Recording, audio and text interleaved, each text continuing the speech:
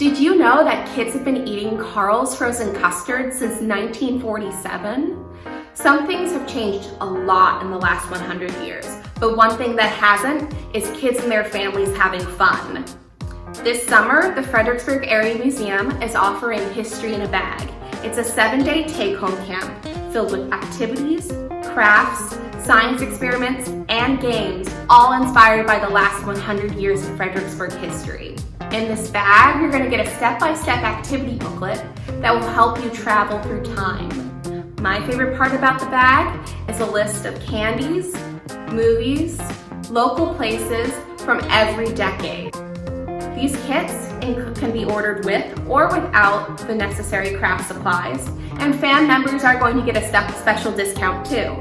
These bags must be ordered by July 9th, and to find out more about these bags and to order them for your home, please visit our website. We hope to travel back in time with you.